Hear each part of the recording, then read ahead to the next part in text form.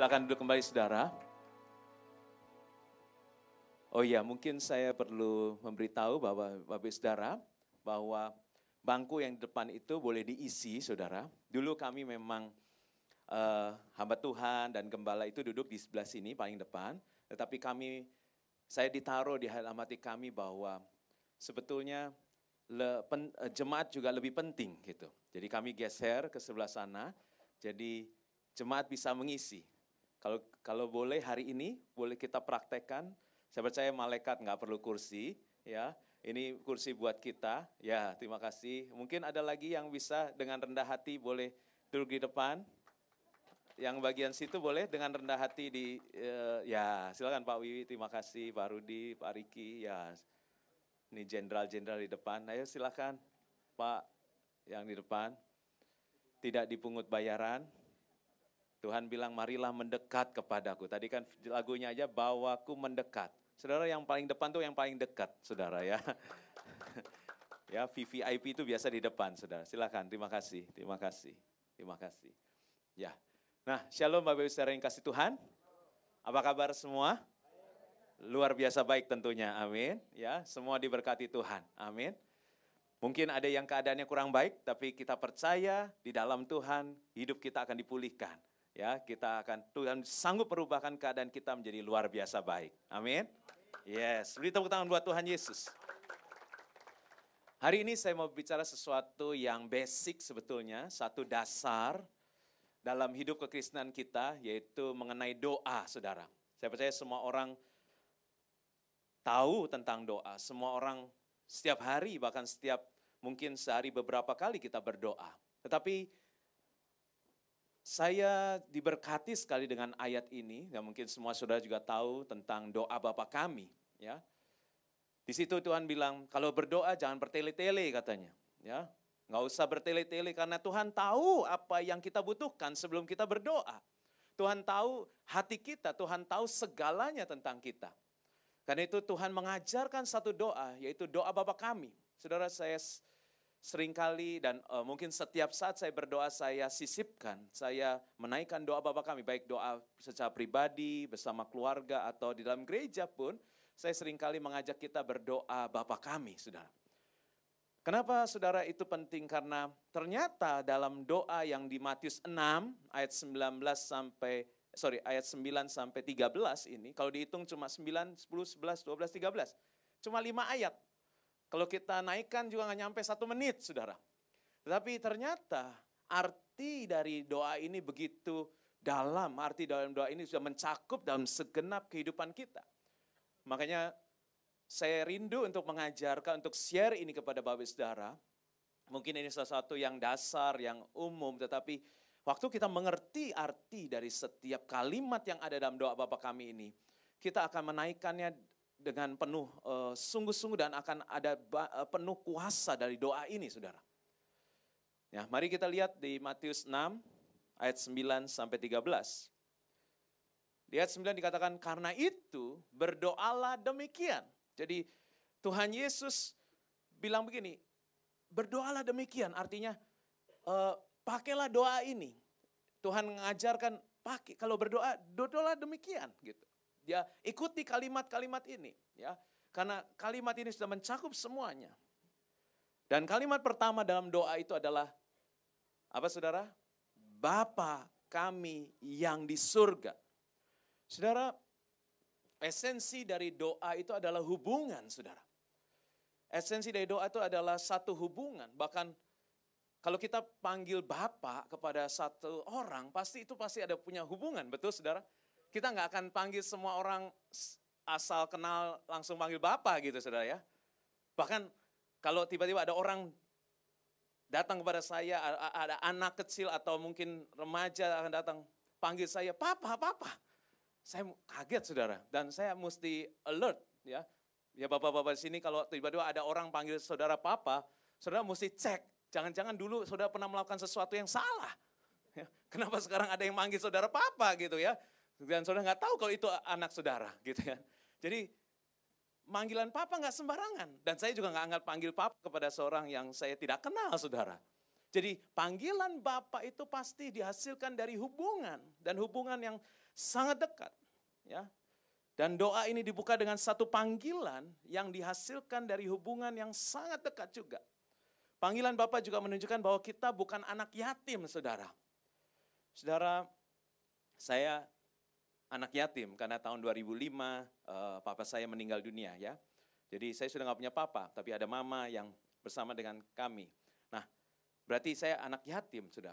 Dan memang rasanya nggak enak menjadi anak yatim. Dulu papa saya itu suka bekerja dan dia hobinya kerja, saudara. Jadi waktu sekolah, kalau nggak salah, saya ingat dia sekolah SMA, setelah SMA dia nggak lanjutkan karena dia langsung bekerja. Dia hobi bekerja. Kami waktu itu dipercayakan sebuah pabrik untuk dikelola oleh papa saya dan dia bilang, Papa mau tinggal di sini aja gitu. Jadi di pabrik itu dibangun rumah gitu, saudara. Jadi dia tinggal di situ karena dia bilang senang banget dengar mesin bunyi katanya. Jadi dia hobinya kerja, saudara. Nah, saudara, pada waktu itu saya belum full time.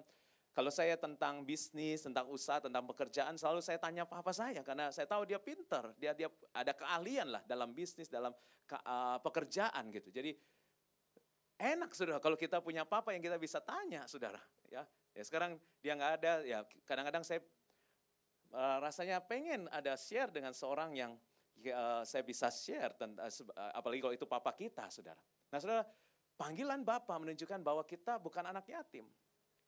Saudara, saya mau share sedikit, memang ini di luar dari topik doa, tetapi nanti kita akan kembali dalam topik doa. Saya mau share tentang seorang yang namanya Ismail dalam Alkitab. Ismail ini pada waktu itu Abraham, ya itu anak Abraham, ya Abraham satu hari disuruh sama istrinya, ya untuk tidur dengan hambanya atau pembantunya. Saya pesan di sini, tolong para istri, jangan sekali-kali menyuruh suamimu tidur dengan pembantumu, saudara. Itu mau bapak orang beriman, mau tahu firman, tapi kalau yang istri nyuruh, saudara, dia nggak perlu doa lagi, dia nggak perlu tanya Tuhan lagi, pokoknya langsung sikat, saudara. Kemudian akhirnya Hagar, hamba dari Sarah itu hamil, saudara. Dan dikatakan di Alkitab, dicatat di dalam Alkitab bahwa Hagar dalam keadaan hamil itu ditindas oleh nyonyanya, si Sarah, saudara. Saudara, sepengetahuan saya, seorang wanita kalau lagi hamil, itu katanya waktu istri saya hamil itu teman-teman bilang, atau orang tua, atau orang mengatakan bahwa kalau dia hamil, lagi ngidam, dia minta apa aja harus lu kasih. Tengah malam jam 2 dia bangunin minta duren, lu mesti cari duren, gitu ya. Dia minta apa aja harus cari, karena kalau enggak nanti anaknya ngiler terus, katanya begitu, gitu ya. Saya nggak tahu, tapi puji Tuhan istri saya nggak ngidam yang aneh-aneh, saudara, waktu itu. Ya, atau kalau waktu istri kita hamil, jangan sakiti hatinya. Karena itu terkoneksi dengan anak yang dalam kandungannya. Jadi waktu istri kita lagi hamil, kalau bisa disenengin terus, happy gitu. Ada di sini yang lagi sedang hamil? Belum, nggak ada, saudara. Nah, kalau ada seperti itu, suaminya harus membahagiakan dia supaya nanti itu anak yang dalam kandungannya waktu lahir, dia akan happy juga. Jangan sampai kalau dia merasa pahit itu nanti dia murung terus, ya. Katanya nanti lahir cembetutan terus gitu. Atau ada kepahitan dalam hatinya. Jadi ternyata dalam kandungan itu terkoneksi sangat dekat hubungan mama dengan anak dalam kandungannya. Nah, dikatakan di firman Tuhan, Ismail ini ada dalam kandungan Hagar dan dia dianiaya oleh nyonyanya. Ditekan habis sampai nggak tahan juga, kabur dia. Waktu dia kabur, malaikat Tuhan datang. Inilah saudara, kalau Tuhan sudah janji kepada Abraham, keturunanmu akan kupelihara, keturunanmu akan menjadi bangsa yang besar. Tuhan itu kalau mau janji, walaupun kita manusia bisa salah, tapi Tuhan adalah Tuhan yang tidak pernah tidak menepati janjinya. Dia harus menepati, dia pasti menepati janjinya.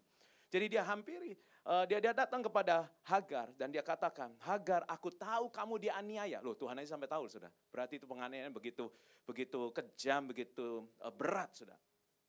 Tapi Tuhan bilang, pesan kepada Hagar, kembalilah kepada nyonyamu dan biarkan kau dianiaya. Jadi nggak cuma kembali dan dikasih pesan bahwa biarkan kau dianiaya oleh nyonyamu. Berarti itu penganiayaan yang sangat berat buat Hagar, saya percaya. Dan akhirnya dia taat, saudara. Hagar kembali dan benar dianiaya. Ya, lahirlah Ismail, saudara. Ya. Ismail lahir, saya percaya Abraham happy banget. Karena dia punya anak. Berpuluh-puluh tahun mengharapkan anak, dia punya anak. Dan anak ini menjadi anak tunggal. Disayang banget sama Abraham. Ya, disayang banget. Dan bayangkan dia menjadi anak tunggal yang punya papa seorang pengusaha, seorang penguasa dalam masa itu. Dan dikatakan Abraham itu orang yang sangat kaya. Wah, dia happy banget. Ya. Selama 13-14 tahun dia menjadi anak tunggal, saudara. Bahkan dicatat Alkitab, Abraham dan Sarah itu sunat bareng, saudara. Ya, jadi saking dekat seperti itu. Begitu sayang Abraham kepada Ismail. Dan kemudian waktunya akhirnya janji Tuhan digenapi. Yaitu Ishak lahir. Saudara, nggak mudah seorang kakak yang tadinya anak tunggal, tiba-tiba ada anak yang lahir dan akhirnya ini adalah pewaris tunggal. Dan pasti perhatian Abraham terpecah kepada anak ini. Dan akhirnya satu hari mungkin si kakak ada rasa iri gitu, akhirnya dia bully adiknya itu. Dan pada waktu dia bully Ishak, Sarah melihat, dicatat di Alkitab, dan dia bilang sama suaminya, usir anak itu berserta ibunya. Saudara, dikatakan Alkitab buat Abraham itu nggak mudah mengusir. Bahkan dia dikatakan sangat berat pada waktu itu, hatinya menjadi tawar karena perkataan Sarah ini. Tapi Tuhan bilang, pesan sama Abraham, dengarkan istrimu, usir orang itu. Dan karena yang menjadi pewaris tunggal adalah Ishak, anak dari Sarah. Dan akhirnya dengan berat hati, saudara, saya percaya peristiwa itu sangat berat. Abraham harus melepas, mengusir, bahkan memberikan, waktu itu dia memberi bekal kepada Hagar dan anaknya Ismail, saudara. Dia pergi. Dan pada waktu itu kejadian, bekalnya habis di padang gurun, Ismail kehausan sampai hampir mati. Hagar nggak tega melihat Ismail hampir mati, dia berjalan menjauh sepemanah jauhnya, dikatakan berarti satu panah kalau dilemparkan. Karena dia nggak bisa melihat anaknya mati. Tapi disitulah Tuhan tetap datang. Dan Tuhan bilang, ya, anak kamu nggak akan mati, anak ini aku pelihara. Bahkan anak ini akan menjadi keledai liar, dikatakan. Setiap orang akan dihajar oleh dia. Ya. Karena memang ada kepahitan dalam hidupnya. Semua orang akan jadi musuhnya. Ya. Tapi dia akan jadi bangsa yang besar, saudara. Nah, saudara bayangkan seperti ini, kenapa saya share ini, karena kita tinggal di dalam negara yang mayoritas keturunan Ismail, saudara. Kita harus tahu bagaimana kita berdoa buat mereka. Karena kita tahu kebutuhan yang utama adalah mereka kehilangan kasih Bapa. Mereka adalah anak yatim. Kalau kita tahu itu, kita nggak akan marah. Justru kita yang mendapat hak seperti itu, kita harus berdoa buat mereka. Kita harus berdoa dengan kasih kepada mereka, saudara. Nah, saudara, ini sedikit saja tentang anak yatim. Kita kembali dalam doa. Dan kita bukan anak yatim. Waktu kita bisa manggil Bapa kepada Tuhan, pencipta langit bumi dan segala isinya, berarti kita bukan anak yatim, saudara. Dan memang di dalam doa ini ada unsur permintaan, saudara. Makanya kita nggak minta sesuatu sama orang yang tidak kita kenal. Saudara, anak saya punya 2 orang anak, ya, yang laki dan perempuan. Kami berdua suami istri mengasihi kedua anak itu. Tapi kata orang itu anak perempuan tuh atau papa tuh lebih dekat sama anak perempuan. Mama lebih dekat anak laki gitu ya. Karena kebetulan sepasang kan. Jadi akhirnya kebetulan anak yang laki saya harus study di luar negeri, jadi tinggal di rumah kan tinggal yang perempuan. Jadi saya berusaha, kan katanya dekat gitu ya. Jadi saya sayang banget sama anak ini, ya. Saya dekat banget, ya. Saya pengen dia tuh kalau pulang cari papa, atau pokoknya kalau saya ini di WhatsApp, papa di mana, papa di mana. Tapi nggak pernah, sudah, ya.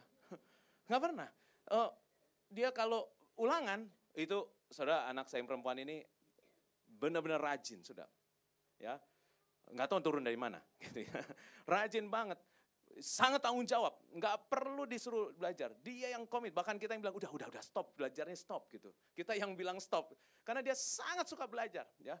Jadi dia sangat tanggung jawab. Nih hari Minggu gini sudah cepat minta pulang, karena dia besok ada ulangan, besok ada PR, dia nggak tenang sudah. Ya padahal kami kadang-kadang dia harus ikut kami untuk pelayanan dan sebagainya. Tapi dia udah, ini dia nggak tenang sudah. Nah, setiap malam kita, besok ulangan apa? Papa doain ya. Papa tumpang tangan, doain. Besok pagi-pagi, saya bangun pagi-pagi, saya peluk dia, saya urapi, dia berangkat. Tapi setiap dia habis ulangan, nggak cari saya. Padahal yang doain. Dia pulang, mama mana mama. Dia kalau dapat bagus, dia pamernya mama. Ya, jelek pun dia bilang, aduh ma ini nggak bisa. Padahal panggil papa dong, cari papa yang doain terus gitu kan. Ya saya percaya mamanya juga doain. Cuma maksudnya cari papa. Kemudian ada masalah guru begini, dia cari mama. Ada cowok naksir dia, cari mama. Saya bilang, about boy, papa yang lebih tahu. Dia mesti tanya, papa pernah jadi boy gitu kan. Tapi dia nggak pernah cari papanya gitu. Tapi satu hari, dia cari papa. Dia cari papa. Saudara tahu, dia cari papa kenapa? Minta uang. Ujung-ujungnya duit. Kalau dia butuh duit, pasti cari saya. Papa di mana? Papa pulang jam berapa? Aduh, kalau ketemu juga di mana? Aduh, papa dia peluk saya. I know that. Kamu butuh duit.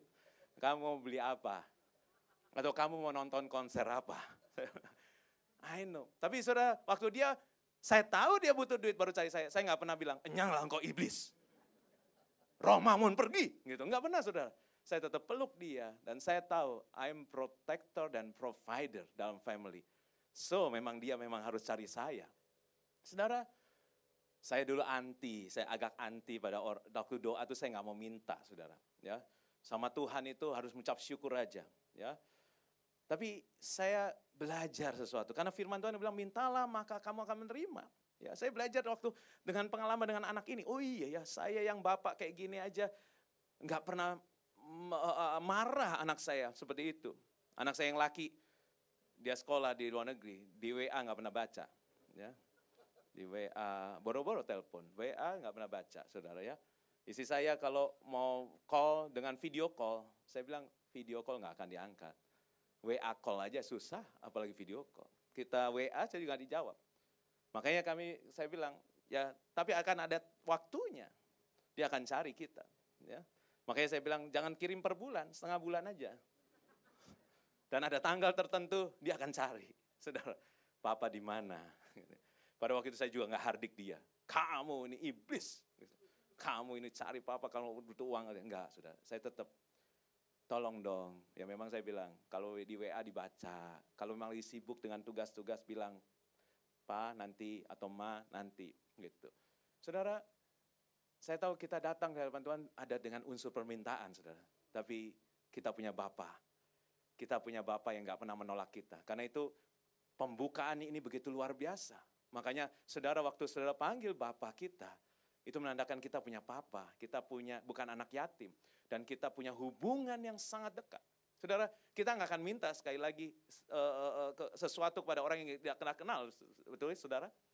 Ada sih orang yang minta-minta pada orang yang tidak kenal, di lampu merah itu ada. Namanya apa? Pengemis. Ya. Dan kita bukan pengemis, kita anak. Seorang anak punya hak. Anak-anak saya punya hak minta sesuatu kepada bapaknya. Demikian juga kita diberi hak waktu kita panggil Bapa. Bapa kami yang di surga. Itu artinya ada hak yang diberikan kepada kita untuk meminta sesuatu. Dan Bapa kita selalu welcome dengan permintaan kita, saudara. Nah, itu yang kalimat yang pertama. Kemudian kalimat kedua dilanjutkan, dikuduskanlah namamu, saudara. Ya. Saudara, satu identitas Tuhan adalah kudus. Di 1 Petrus 1 ayat 16, sebab ada tertulis, kuduslah kamu sebab aku kudus. Dalam bahasa Inggris, I am holy. Saudara, Tuhan itu mempunyai banyak nama. El Shaddai, Elohim. El adalah Tuhan. Kemudian kita panggil dia Yehova, dari Yahweh, saudara. Tetapi ada satu nama Tuhan yaitu I am holy. Saya kudus. Karena itu dia bilang dengan lembut, bukan dengan law, tapi dengan love, yaitu kuduslah kamu sebab aku kudus. Supaya ada koneksi. Karena kalau kamu nggak kudus, kita nggak bisa terkoneksi. Hubungan kita terputus. Karena itu saya selalu pesan kepada pelayan yang melayani di gereja atau mungkin yang ada di mimbar, kita mau cara praise and worship, kebetulan kita ada minggu anak muda, minggu orang tua. Oh ya, hari ini orang tua yang menyanyi boleh kita beri apresiasi, tepuk tangan Ibu Esther, Ibu Helen ya. Saya mau lebih banyak lagi ibu-ibu dan bapak-bapak tentunya untuk di depan untuk tim praise and worship. Nah, saudara, Dari sini saya pesan pada anak muda, kamu mau pakai gaya apapun it's okay. Kalau kamu mau memimpin pujian sambil nempel di atap pun plafon kalau bisa gitu kayak Spider-Man gitu atau nempel di dinding silahkan. Mau gaya apapun it's okay. Tetapi esensinya tetap kekudusan. Kamu mau pakai pakaian gimana yang penting ya sopan saudara. Mau gaya gimana yang penting kudus. Saudara kita nggak bisa pungkiri. Saudara gereja tidak menghakimi orang. Tetapi tetap esensi dari gereja adalah kudus. Holy. Karena Tuhan bilang kuduslah kamu sebab aku kudus. Kalau kamu nggak kudus aku nggak bisa koneksi dengan engkau. Hubungan kita terputus saudara. Makanya kita mesti belajar dengan seorang yang namanya Yusuf saudara. Dia menurut saya dia orang yang lari dari dosa, bukan lari dari kenyataan ya, lari dari dosa. Ya satu hari dia di rumah, dia menjadi hamba di rumah Potifar, seorang bangsawan Mesir. Dan si istri dari Potifar itu naksir berat sama Yusuf. Ya, dia pengen selingkuh dengan Yusuf. Ya, tiap hari dia rayu, ucup gitu ya. Tapi Yusuf ini luar biasa. Tapi akhirnya dia berpikir, gua akan kondisikan. Tante Poti berpikir, gua akan kondisikan supaya dia nggak bisa nolak. Ya, akhirnya satu hari sang suami, Om Potinya lagi mungkin tugas disuruh oleh Firaun ke negara lain. Akhirnya dia kumpulkan pembantu, dia bilang kamu beli sate di Kuwait. Kamu beli rokok di Irak mungkin gitu ya, biar lama gitu ya. Kemudian setelah itu dia pastilah saudara, kalau dia udah kondisikan, dia pakai baju yang paling tipis saudara. Dan kemudian dia mulai panggil, cup, sini cup gitu ya. Panggilan mesra gitu, cup gitu ya. Tolong dong tante ini kok rasanya nggak enak nih sini ya. Coba gitu. Saudara, pada waktu itu Yusuf saya percaya nggak bahasa roh. Kalau dia bahasa roh, sikara laba. Atau dia doa bahwa kami juga enggak saudara. Dia nggak perlu doa lagi, dia harus lari. Harus lari saudara. Nggak ada kita yang kebal dari dosa saudara. Pendeta pun bisa jatuh saudara. Makanya kita nggak perlu bahasa roh lagi. Kalau kayak udah ada di depan mata seperti itu, ada wewe gombel, ada kuntilanak saudara. Kita mesti lari menjauh. Dan itu lari, tolong jangan lari di tempat. Apalagi lari di tempat atau lari ke dalam, itu salah lagi saudara. Lari keluar, saking dia lari saudara, langsung direnggut sama Tante Poti saudara. Direnggut bajunya, dia lepaskan, dia benar-benar. Dia lepaskan, dia lari sampai akhirnya bajunya ketinggalan di tangan Tante Poti. Makanya dia akhirnya teriak-teriak, dia bilang, lihat, dia bilang sama suaminya, lihat nih aku pegang baju karena dia mau memperkosa aku. Dia berkatakan seperti itu. Dan akhirnya Yusuf masuk penjara. Saudara, kudus, holy, itu gak bisa ditawar. Ya, kuduslah kamu karena aku kudus kata Tuhan. Tapi bukan dengan sesuatu, ini dengan kasih. Tuhan bilang, please, holy, because I'm holy. Kalau enggak, kita nggak bisa terkoneksi. Gitu. Makanya Tuhan mau ada like father, like son. Kita ini anak Tuhan. Saudara, kekristenan itu bukan agama, saya selalu ingatkan ya dari mimbar ini. Kekristenan itu adalah sebutan Kristos. Kristos itu, jadi Kristen itu dari Kristos. Kenapa ada sebutan Kristos? Kristos itu adalah pada waktu itu Yesus sangat terkenal. Orang baik lah, walaupun kalau orang yang nggak percaya dia Tuhan, dia percaya ini orang baik, guru, punya hikmat. Tiba-tiba dia disalibkan, nggak salah apa-apa dia disalibkan, berarti heboh. Heboh itu di Timur Tengah pada waktu itu. Tentara Romawi menyalibkan orang yang tidak bersalah kan seperti itu. Kemudian nggak cuma heboh itu, pada hari ketiga bangkit lagi, hilang mayatnya, berarti itu heboh banget. Setelah itu saudara, mereka dengar juga bahwa Yesus itu naik ke surga. Wah pasti terkenal sekali kan. Nah karena terkenal juga mereka melihat. Tapi ini setelah Yesus naik ke surga, tiba-tiba ada satu kelompok bisa berbahasa yang baru, Pentakosta pada waktu itu. Kemudian kelompok ini kok gaya hidupnya persis Yesus, persis Kristus itu. Makanya mereka memberi sebutan Kristos. Kelompok ini Kristos. Makanya akhirnya sekarang jadi Kristen, saudara. Saudara, jadi ini komunitas yang persis sama Yesus. Nah saya berdoa buat kita semua juga keluar dari ruangan ini, biar dunia bisa melihat, wah mirip banget. Memang ini orang mirip banget dengan Kristus. Jangan sampai kita keluar dari ruangan ini, aduh mirip banget sama setan. Ya, aduh itu orang ya kalau ngeliatin gue dari atas sampai bawah, kayak setan banget. Bahkan setan pun kalah. Omongannya kayak setan, tindakannya kayak setan, saudara. Saudara, biarlah kita seperti Kristus, sehingga dunia akan lihat, oh I know ini pasti adalah orang yang ikut Kristus. Mahatma Gandhi, dia tertarik sekali dan dia diberkati oleh tulisan Tuhan Yesus, ya, dengan Alkitab. Kemudian dia pengen ke gereja. Pada waktu itu India dijajah Inggris. Dia pergi ke gereja orang Inggris, tapi dia pakai, karena dia pakai seperti kain seperti itu, nggak pakai sepatu, pakai sendal seperti itu. Ya datang, kalau orang Inggris kalau beribadah pakai jas, komplit sepatu. Pada waktu itu dia nggak boleh masuk, saudara. Dia ditolak dan dia bingung, kok nggak seperti Kristusnya? Kenapa pengikutnya nggak seperti Kristus? Kristus begitu welcome, tapi dia nggak boleh, gara-gara nggak pakai jas nggak boleh masuk, saudara. Nah disitulah saudara, akhirnya kita ini like father like son, ya, like father like son. Kemudian ayat 10 dikatakan kalimat selanjutnya adalah datanglah kerajaanmu, jadilah kehendakmu di bumi seperti di surga. Saudara, kalimat ini ada deklarasi. Kita penting harus mendeklarasikan. Seperti ini adalah perkataan deklarasi sebelum kita melanjutkan doa ini.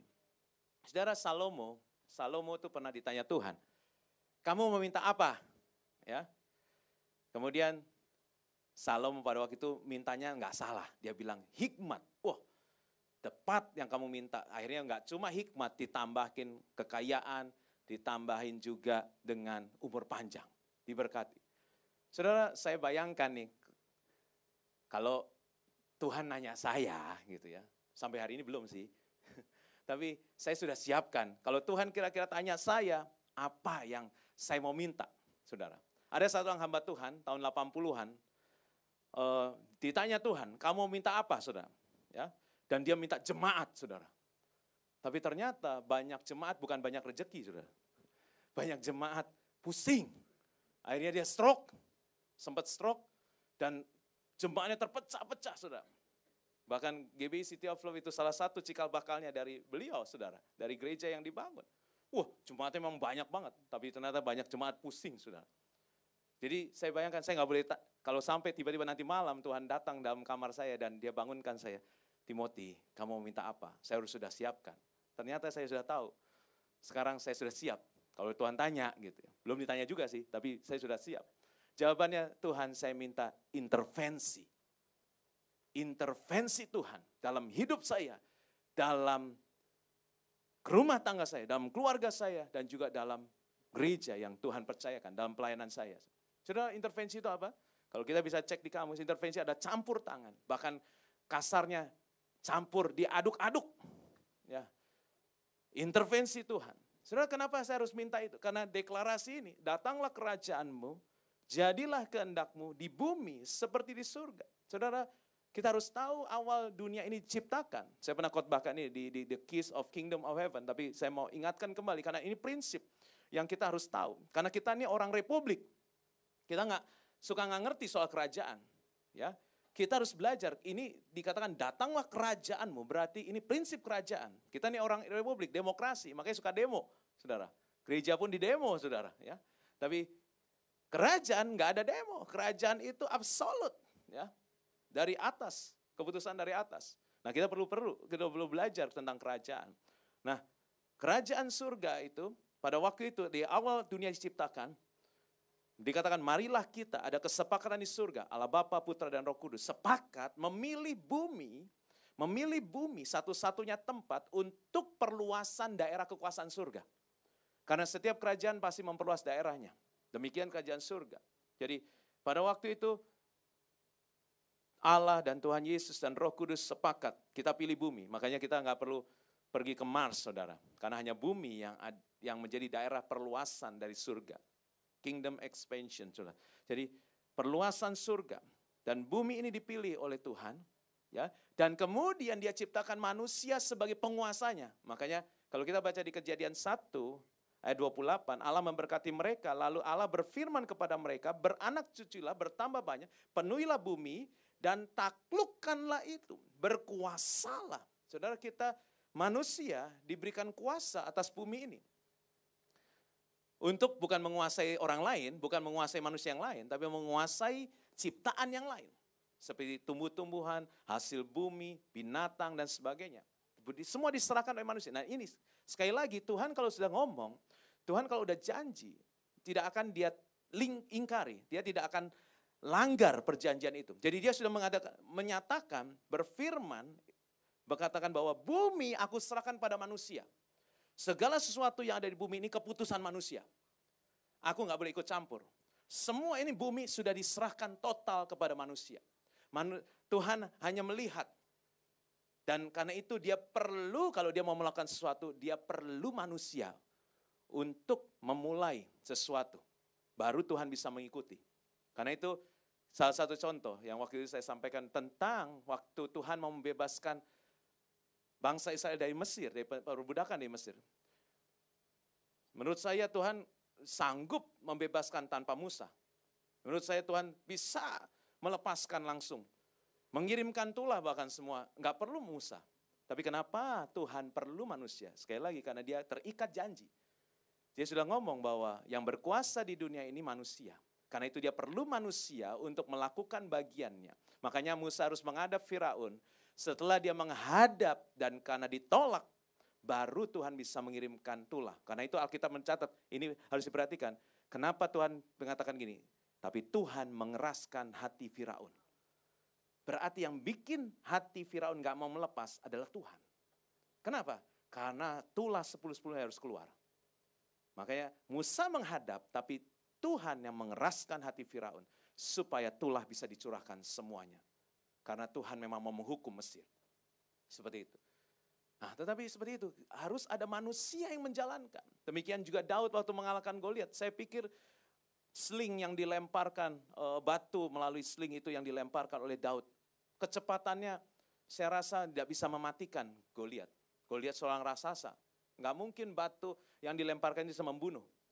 Tapi itulah sekali lagi, manusia yang dipakai oleh Tuhan. Waktu dia melemparkan kecepatan batu itu, saya percaya didorong oleh surga, makanya akan menjadi kecepatan jet. Boeing saudara itu cepat sekali. Dan itu yang membunuh Goliat. Karena kalau lemparan manusia nggak akan bisa membunuh. Tapi karena surga menunggu manusia dan waktu manusia melakukan bagiannya, surga melakukan bagiannya. Karena itu kita mesti tahu, Adam manusia pertama gagal berkuasa. Karena itu kuasanya itu dikuasai oleh iblis. Dunia ini ada dikuasai iblis. Dan harus ada turun manusia lagi. Tuhan yang menjadi manusia namanya Yesus. Ya. Kenapa harus jadi manusia? Kenapa enggak Tuhan aja sebagai Tuhan menyelamatkan manusia? Karena sekali lagi dia terikat perjanjian. Hanya manusia, melalui manusia dunia ini bisa diselamatkan. Makanya manusia yang kedua namanya Yesus. Kali ini dia enggak gagal. Dia mengalahkan kerajaan maut, dia rebut kunci kerajaan maut dan dia akhirnya berkuasa. Makanya waktu sebelum dia naik ke surga, ada ayatnya dikatakan, Yesus minta murid-murid itu mendekat kepadanya dan dia katakan begini, segala kuasa di bumi dan di surga sudah di tanganku sekarang, sudah diberikan kepadaku. Karena apa saudara? Karena sekali lagi harus manusia yang memegang kendali. Karena itu saudara doa ini, saudara kalau kita manusia diberikan free will. Kalau kita nggak memberi izin Tuhan untuk intervensi hidup kita, Tuhan nggak akan menerobos masuk dalam hidupmu, nggak. Kecuali kita sendiri yang bilang, Tuhan, datanglah kerajaanmu, jadilah kehendakmu di hidupku, di rumah tanggaku, di bisnisku, di perusahaanku, di gereja, di pelayanan yang Tuhan percayakan, seperti di surga. Jadi kalimat ini adalah kalimat kita memberikan izin Tuhan untuk intervensi hidup kita. Makanya kalau saya ditanya, Tuhan, kamu minta apa? Intervensi. Karena saya percaya kehendak Tuhan itu yang terbaik. Walaupun kadang-kadang kita belum tentu setuju dengan kehendak Tuhan. Tapi kehendak Tuhan saya percaya tidak pernah salah. Nah, kemudian dan saya percaya gereja ini selalu mengalami intervensi Tuhan. Ya, saudara. Saya bisa ceritakan banyak, tapi mungkin saya nggak layak mungkin saya untuk menyampaikan di mimbar ini, tapi saya bisa melihat banyak hal Tuhan intervensi. Karena saya tahu, saya adalah sebagai pemimpin, saya bilang Tuhan silahkan intervensi gereja. Ini gerejamu, intervensi gerejamu. Nah, kemudian kita masuk dalam, berikanlah kami pada hari ini makanan kami yang secukupnya. Saudara, makanan berbicara kebutuhan. Manusia kalau nggak makan mati, saudara. Tetapi ingat, tubuh ini nggak cuma tubuh, tapi ada tubuh, jiwa, dan roh. Di dalam jiwa ada pikiran, perasaan, kehendak. Kemudian tubuh, jiwa, roh dibagi dua, jasmani dan rohani, saudara. Saudara, nggak cuma jasmani yang perlu dikasih makan, rohani juga perlu dikasih makan, saudara. Kita seringkali nggak balance. Kata kuncinya balance, saudara. Makanya di Alkitab ditulis, dari zaman perjanjian lama, surga sudah kirim SMS. Sudah kirim WA. WA yang pertama di zaman Daniel, saudara. Tiba-tiba ada message, ada WA, ada SMS dari surga. Di tembok lagi tulisnya. Mene-mene tekel ufrasim. Saudara. Nggak ada yang bisa baca. Maksudnya mereka bisa baca tapi nggak bisa mengartikan. Kemudian ada Daniel, orang yang berhikmat, diurapi Tuhan. Dia artikan. Dia bilang, arti mene-mene tekel ufrasim. Bahwa Tuanku ditimbang terlalu ringan. Timbangan, balance, nggak balance. Dan saudara, pada waktu itu, malam itu juga disudahi pemerintahan Belshazzar. Saudara, berarti kita akan ditimbang, saudara. Balance nggak rohanimu dan jasmanimu? Kebanyakan orang hanya memikirkan hal yang jasmani, kurang memikirkan hal yang rohani. Saudara. Padahal hal yang rohani harus balance dengan yang jasmani. Nah, kalau kita berbicara, kita minta makanan yang secukupnya. Mari kita lihat dulu, yang jasmani juga harus secukupnya. Karena segala sesuatu yang berlebihan akan dibuang. Betul nggak, saudara? Segala sesuatu yang berlebihan tidak ada gunanya. Betul? Halo? Segala sesuatu yang berlebihan akan terbuang. Contohnya tubuh ini, saudara. Sebetulnya tubuh ini nggak perlu makan sebanyak-banyaknya. Setuju dengan saya? Tapi secukupnya saja. Karena kalau yang segala sesuatu yang berlebihan akan terbuang. Saya dulu, ukuran celana saya itu 32, saudara. Ya, sekarang memang jadi 30, cuma waktu 32, saya pikir saya sudah beli yang tepat kan. Tetapi ternyata banyak kelebihan. Kelebihannya di sini, saudara. Ada yang lebih. Saya bilang, kok ini berlebihan? Ukuran saya 32, tapi kok berlebihan? Gitu ya. Saudara, padahal fungsi tubuh ini, dia bisa membuang segala sesuatu yang gak perlu. Cuma karena saking kebanyakan yang berlebihan, gak sanggup tubuh itu membuang. Makanya akhirnya jadi endapan, saudara. Nah, saya nggak mau. Ini ada yang salah pasti. Ini ada yang salah. Kenapa size saya 32 tapi ada yang lebih dari size saya. Makanya saya coba tidak berlebihan sekarang. Makan yang secukupnya, saudara. Makanya kita bisa lihat Yesus. Yesus dalam Alkitab selalu suka ngajak makan, betul? Sakius turun dari pohon, aku mau makan di rumahmu. Dia pesan sama, sebelum perjamuan terakhir, cari tempat kita makan bareng. Saya pikir Tuhan kok senang makan ya. Tapi saya nggak pernah lihat gambar Tuhan Yesus disalibkan, perutnya segini, sudah. Nggak ada, sudah. Saya percaya itu waktu dia harus ditusuk lambungnya, itu akan membal, sudah. Waktu dia terlalu gemuk, gitu, sudah. Nggak bisa masuk. Saudara, bahkan saya sekarang punya foto atau gambar Tuhan Yesus disalib, itu six pack, saudara. Dan itu sangat memotivasi saya, gitu, saudara. Karena kita harus menjadi seperti Kristus, betul, saudara. Jadi saya lihat itu, ya harus seperti ini. Yesus nggak pernah lihat kegemukan, nggak enak lihatnya gitu waktu begini. Saudara. Dan saudara, kenapa saudara? Karena dia makan bukan fokus sama makanan, dia makan secukupnya. Dia fellowship. Makanya waktu Sakius fellowship dengan dia, tiba-tiba dia berdiri di meja makan. Semua yang orang yang pernah kuperas akan kembalikan. Bahkan aku akan ganti berlipat kali ganda. Hartaku akan kau jual, aku bagikan pada orang miskin. Loh, dalam fellowship bisa seperti itu, saudara. Makanya betul katanya kalau orang makan, mulut terbuka, hati juga terbuka, saudara. Ya, saudara, makanya kita diajarin ya, kalau makan itu dikunyah berapa kali, saudara? 32 kali. Berapa kali ibu makan dikunyah? 2,5 kali. 2,5 telan, 2,5 kali telan. Saudara, ada yang di sini yang kunyah 32 kali? Saya belajar sekarang, kunyah sambil ngobrol, lihat. Istrimu dilihat gitu ya, anakmu dilihat, jangan fokus sama makanan terus. Ya, saya sekarang kalau makan sambil lihat nikmati kecantikan istri. Udah kenyang duluan, jadi udah cukup. Saudara, kunyah 32 kali itu maksudnya apa sih? Sana tubuh ini, itu saraf kita itu mengirim signal. Udah makan. 32 kali itu dia mengirim signal. Dan perut kita itu akhirnya meresponi dengan, oh ya cukup. Makanya kita nggak perlu makan sebanyaknya. Orang-orang dulu bilang begini, jangan sampai terbuang, habisin, sayang. Tapi saya sekarang pesan sama anak saya, jangan dihabisin. Ya, sayang perutmu, karena perutmu bukan tempat sampah. Ya. Saya begitu, karena menurut saya, Tuhan bilang bukan soal makanan minum yang penting, tapi tubuh ini yang harus dijaga, saudara. Karena itu, kita makanan secukupnya. Nah sekarang soal rohani juga seperti itu. Maaf ya, saya sendiri mencanangkan memang, menerapkan ada 3 pasal per hari. Tapi saya lihat, lebih baik kita baca sedikit, tapi kita lakukan.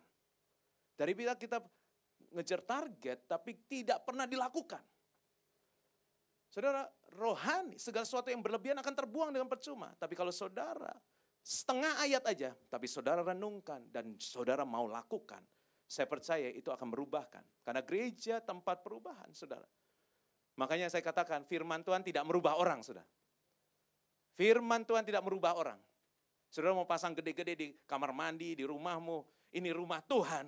Tapi saudara nggak pernah bersekutu dengan Tuhan di rumah itu, tidak akan jadi rumah Tuhan. Tapi nggak usah tempel apa-apa di rumahmu, tapi yang penting engkau dekat dengan Tuhan. Tuhan hadir di situ. Jadi firman Tuhan tidak merubah orang, tapi firman Tuhan yang dilakukan, diaplikasikan dalam hidupmu, itu yang merubah orang. Makanya maaf, bukan berapa banyak kita jadi orang, berapa lama kita jadi orang Kristen, tapi berapa banyak kita melakukan firman Tuhan dalam kehidupan kita. Karena itu nggak perlu banyak, secukupnya, tapi lakukan. Sedikit lakukan, sedikit lakukan, sedikit lakukan. Maka hidupmu nggak akan sama lagi. Hidupmu akan dirubahkan, hidupmu akan mengalami pemulihan, hidupmu akan mengalami mujizat kesembuhan. Bahkan Amsal 23 bilang begini ya, kalau soal makanan, Amsal 23 ayat 2. Taruhlah sebuah pisau pada lehermu bila besar nafsumu. Ini kan nafsu makan berarti kan, taruh di leher. Jadi artinya Tuhan tuh sampai jagain loh.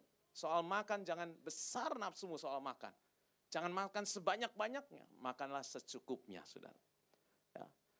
Saudara, Tuhan bilang ini, janganlah kau menjadi serupa dengan dunia ini, tapi berubahlah oleh pembaharuan budimu. Waktu kita makan sedikit firman Tuhan, kita renungkan, kita rubah hidup kita, itulah yang Tuhan mau. Sehingga kita nggak menjadi serupa dengan dunia ini. Nah kalimat selanjutnya adalah, dan ampunilah kami akan kesalahan kami. Seperti kami juga mengampuni orang yang bersalah kepada kami. Saudara, saya percaya tidak ada di antara kita yang tidak pernah berbuat dosa. Tidak ada di antara kita yang tidak luput dari kesalahan. Betul? Mana itu Tuhan bilang, minta ampun. Minta ampun. Kita perlu minta ampun. Kita perlu mengakui dosa-dosa kita di hadapan Tuhan. Tapi Tuhan ajarkan, kalau kau mau minta ampun akan kesalahanmu, kamu juga caranya adalah harus juga mengampuni orang yang bersalah kepada kamu. Di ayat 14 bilang begini, karena jikalau kamu mengampuni kesalahan orang, Bapamu yang di surga juga akan mengampuni kamu juga. Tapi jikalau kamu tidak mengampuni orang, ayat 15-nya, Bapamu juga tidak akan mengampuni kesalahanmu. Saudara, kita harus mengampuni orang yang bersalah pada kita. Kita harus mengampuni orang yang mungkin menyakiti hati kita.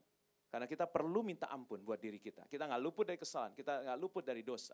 Makanya kita perlu minta ampun. Caranya apalah? Kita harus mengampuni orang yang bersalah pada kita. Ada satu, di dalam Alkitab ada 2 orang, pada waktu itu dia mengatakan, Tuhan ampuni mereka karena mereka nggak tahu apa yang mereka perbuat. Yang satu lagi mengatakan, jangan tanggungkan dosa ini kepada mereka. Artinya sama, saudara. Kita tahu itu siapa? Yesus, betul. Tapi ada satu orang lagi, ya, satu orang manusia. Mari kita buka di Kisah Para Rasul 7 ayat 55 dan ayat 60. Kisah Para Rasul 7 ayat 55 dan 60. Tetapi Stefanus yang penuh dengan Roh Allah, Roh Kudus, menatap ke langit, lalu melihat kemuliaan Allah dan Yesus berdiri di sebelah kanan Allah. Ayat 60-nya, sambil berlutut dia berseru dengan suara nyaring, Tuhan, janganlah tanggungkan dosa ini kepada mereka. Dan dengan perkataan itu meninggallah ia. Saudara, artinya Tuhan ampuni mereka. Jangan tanggungkan dosa ini kepada mereka. Ini sesuatu yang luar biasa. Dan ternyata kita kalau baca kembali ke ayat 55. Kembali ke ayat 55. Firman Tuhan bilang begini. Tetapi Stefanus yang penuh dengan Roh Kudus menatap ke langit. Lalu melihat langit terbuka, melihat kemuliaan Allah. Dan Yesus Apa saudara? Berdiri di sebelah kanan Allah. Saya waktu baca ini salah cetak ini.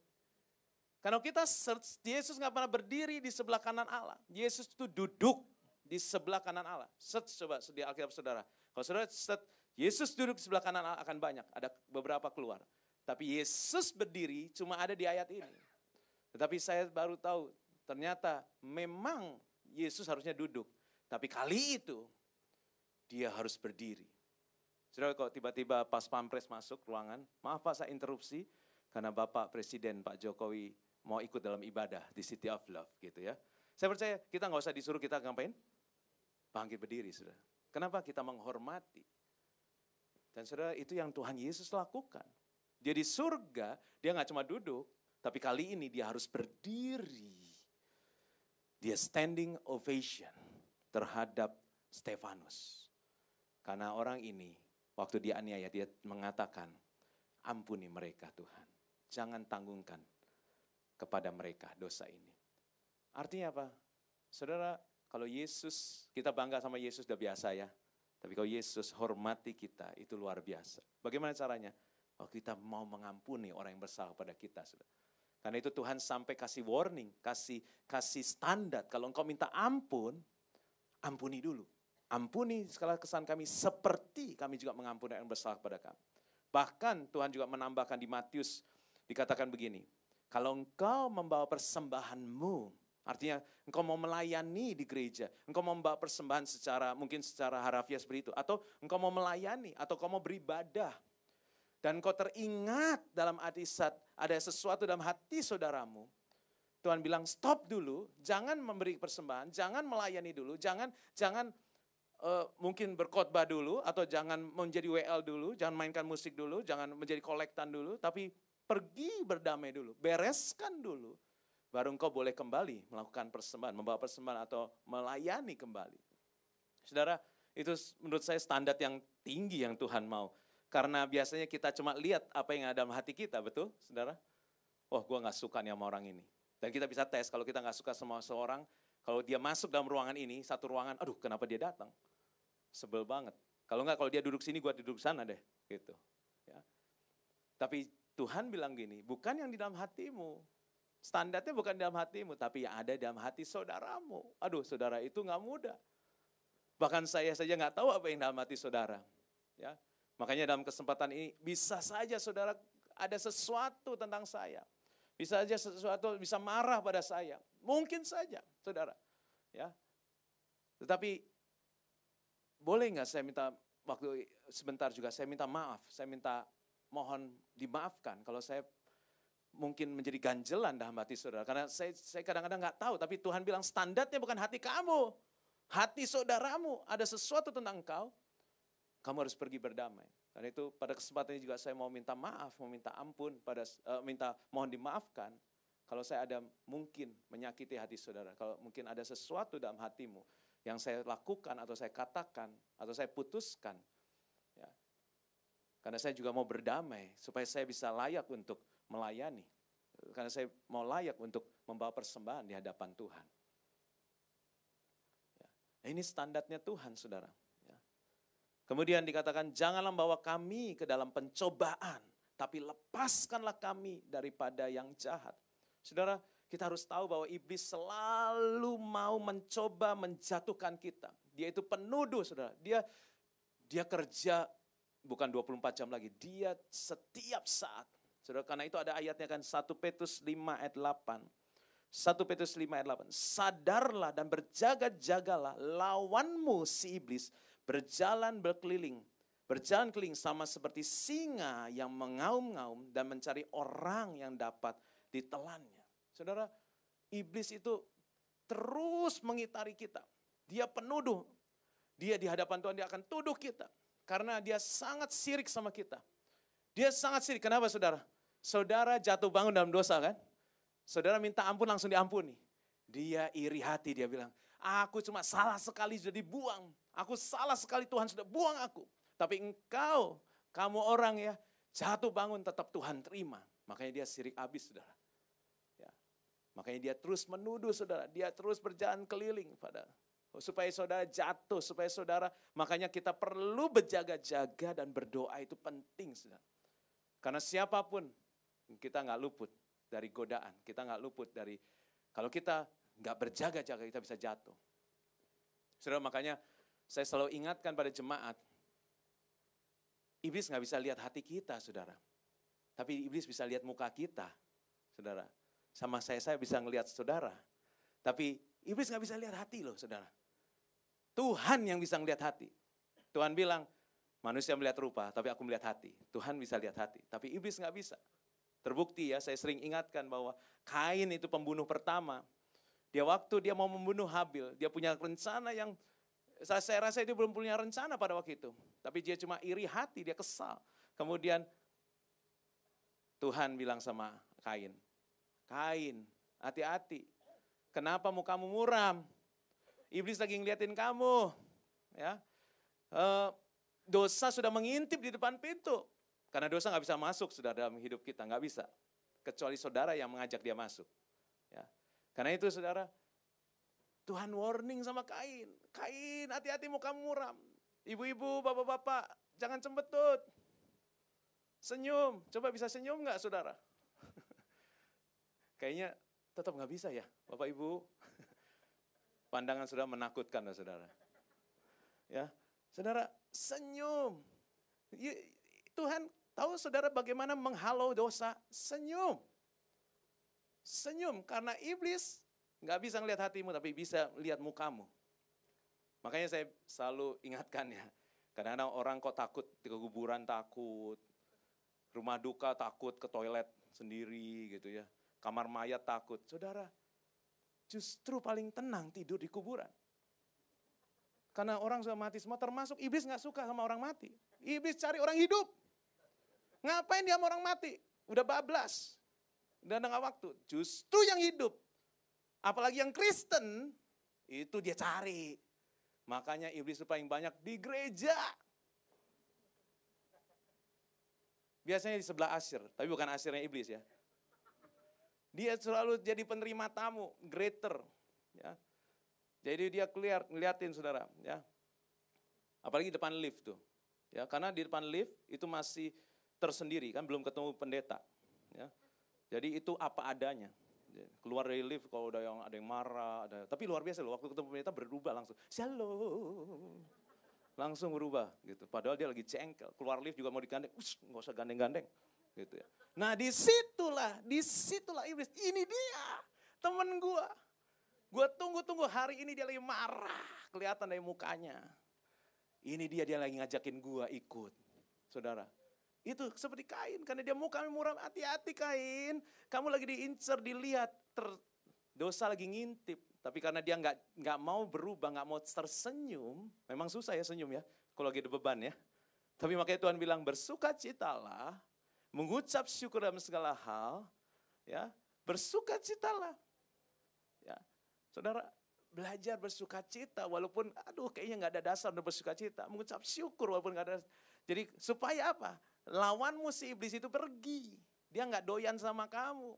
Tapi waktu kamu marah, kamu cembetut, saudara, dia doyan banget. Dia ikut masuk ibadah, saudara. Makanya iblis itu gak pernah melarang saudara beribadah. Tidak pernah menghalangi saudara beribadah. Malah dia bilang, pergi ke gereja. Kalau enggak, pendeta lu akan datang, lebih repot gua. Kalau lu sampai dikunjungin, lu dilayani, didoain. Terus tim doain kamu, karena kamu gak ke gereja, lebih susah gua nembus. Tapi pergi gereja, jangan sampai gak gereja. Cuma di gereja, nggak usah dengerin. Ngapain tuh pendeta ngomong apa? Tahu apa dia? Ya. Kelakuannya juga belum tentu kan seperti itu. Jadi saudara mulai dibikin bimbang. Jadi kalau saudara sekarang lagi bimbang, hati-hati. Itulah di sebelahmu ada siapa. Apalagi yang ngantuk di belakang-belakang. Makanya saya bilang duduk di depan. Saudara kalau merasa ngantuk di sini, itu iblis lagi kipas. Kipasin saudara. Makanya kok enak ya, kok rasanya ngantuk banget. Waduh, gue pengen denger firmannya, tapi mataku berat banget. Itu lagi dipasin. Langsung tengking, dalam nama Tuhan Yesus, pergi gitu saudara. Saudara benar, saudara waktu saudara cembetut itu, bahkan saya dulu kasih tahu lagunya gitu ya. Waktu saudara cembetut itu ada lagunya saudara. Lagunya adalah mari masuk, masuk hatiku. Ya setan, datang sekarang, datang dan tinggal di dalam hatiku ya setan. Itu ada lagunya saudara. Kalau saudara murung, saudara mukanya muram, itu ada undangan buat setan saudara. Makanya Tuhan bilang, mari kepadaku yang letih, lesu, beban berat. Aku harus beri kelegaan, jiwamu akan mendapat ketenangan. Bersukacita. Karena lawanmu sedang mengincar engkau saudara. Makanya saudara kita perlu doa, bilang begini, Tuhan, janganlah bawa kami dalam pencobaan, tapi lepaskanlah kami daripada yang jahat. Karena dia bukan Tuhan saja yang tidak tidur, iblis juga nggak tidur saudara. Waktunya sudah sangat singkat, dan dia bilang harus banyak yang ikut sama gua. Gua nggak mau di neraka sendirian. Aku harus banyak. Dan dia kerja keras, bukan di luar gereja, tapi dia kerja keras justru cari orang Kristen. Orang yang punya iman kepada Tuhan Yesus. Karena buat dia itu keberhasilan dia, saudara. Karena itu kita harus tahu ini. Makanya jangan kita minta sama Tuhan. Artinya kita nggak mau kita masuk dalam pencobaan. Kita nggak mau dilepaskan daripada yang jahat. Dan terakhir, kalimat terakhir. Ini kalimat penutup. Karena pengakuan kita. Karena engkaulah yang mempunyai kerajaan. Saudara, sekali lagi ini adalah kerajaan surga. Kerajaan itu milik Tuhan Yesus. Tuhan yang punya. Kerajaan itu milik Tuhan. Dan kuasa juga milik Tuhan. Dan kemuliaan sampai selama-lamanya adalah milik Tuhan. Jadi kita punya hubungan, kita bisa minta kepada seseorang yang pasti bisa memberikan ini semua. Karena dia Tuhan yang punya kerajaan, dia Tuhan yang punya kuasa, dia Tuhan yang punya kemuliaan. Saudara, kita nggak salah alamat. Asalkan kita mau. Mari, apa yang dalam doa ini kita lakukan dalam kehidupan kita. Boleh saya mengajak kita menaikkan doa Bapa kami sama-sama? Ya, kita bagi berdiri saudara, kita akan naikkan doa Bapa kami ini, setelah itu saya selesai. Di depan juga ada, mari kita naikkan bersama-sama. Bapa kami yang di surga, dikuduskanlah namamu, datanglah kerajaanmu, jadilah kehendak-Mu di bumi seperti di surga. Berikanlah kami pada hari ini makanan kami yang secukupnya. Dan ampunilah kami akan kesalahan kami. Seperti kami juga mengampuni orang yang bersalah kepada kami. Dan janganlah bawa kami ke dalam pencobaan. Tapi lepaskanlah kami daripada yang jahat.